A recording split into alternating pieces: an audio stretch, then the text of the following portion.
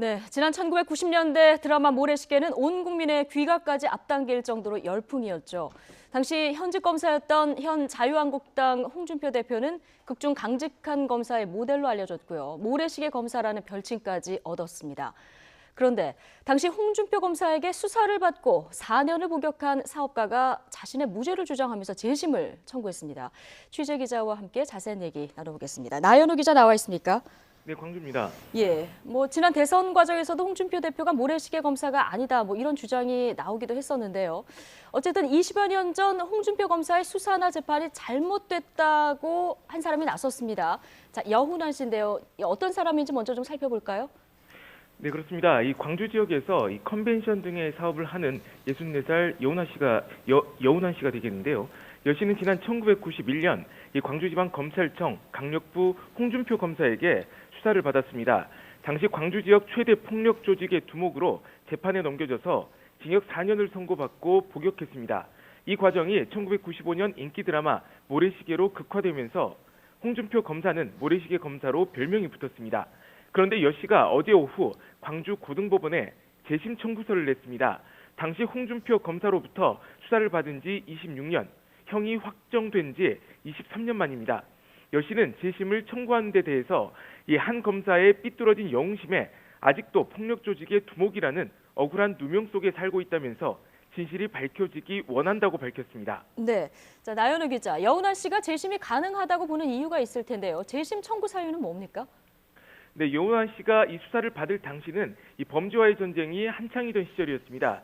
광주지방검찰청 강력부 검사였던 홍준표 씨도 여 씨를 수사해 재판에 넘겼는데요.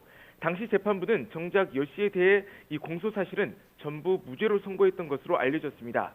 그러나 폭력 조직 계보에도 없는 자금책 겸 두목의 고문급 간부라는 직책을 덮어씌워서 유죄를 판결했습니다.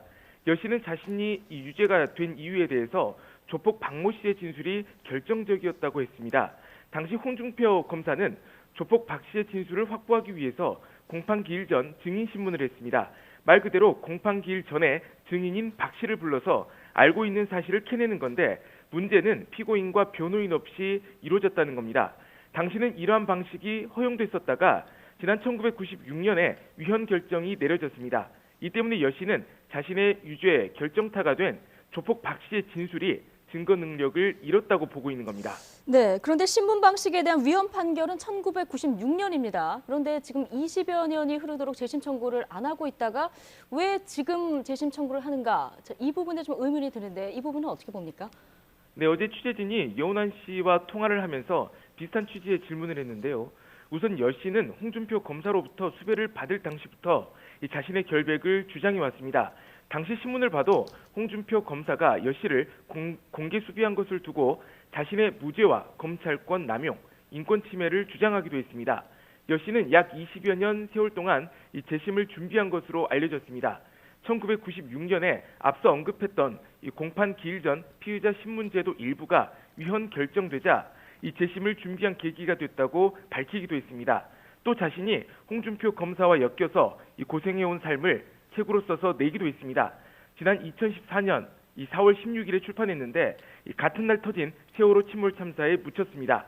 여 씨의 재심 청구에 대해서 홍준표 대표 측은 법원이 판단할 문제라면서 대꾸할 가치가 없다고 밝힌 것으로 알려졌습니다. 네, 지금까지 나온 내용들 아직까지는 여훈환 씨의 주장인데요. 어쨌든 지금 여 씨의 주장은 모래시계로 홍준표 검사가 유명해진 사이에 나는 굉장히 어려운 시간을 보냈다 이런 주장인 거죠? 예, 그렇습니다. 여훈환 씨는 홍준표 검사와 엮이면서 자신이 30년 넘게 고통의 세월을 살아오고 있다고 밝혔는데요. 예, 직접 들어보도록 하겠습니다. 예.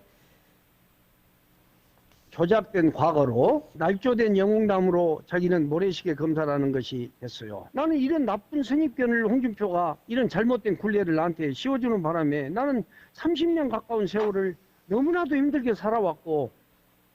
네, 이 여 씨는 이 사업가로서 가장 힘든 게 선입견이라고 했습니다.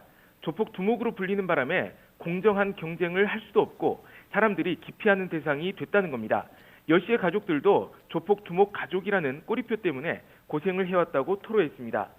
여 씨는 자신이 당시 홍준표 검사에게 밑보였던 게 화근이었다고 주장하고 있습니다. 홍준표 검사 집으로 흉기를 보냈다는 이른바 식칼 협박 사건도 날조된 것이라고 반박했습니다. 식칼을 보낸 건 맞지만 홍 검사와 같은 아파트에 사는 지인에게 선물로 보낸다는 게 실수로 배송된 것이라고 주장하고 있습니다.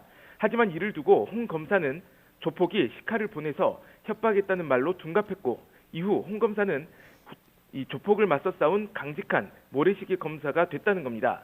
이 때문에 만약 재심이 결정되면 홍준표 대표의 이른바 모래시계 검사 시절 당시 사건을 둘러싼 의혹들도 검증이 이루어질지 주목됩니다. 네, 홍준표 대표, 이 모래시계 검사로 명성을 떨쳤고 사실 이게 정치적 기반이 되기도 했는데요.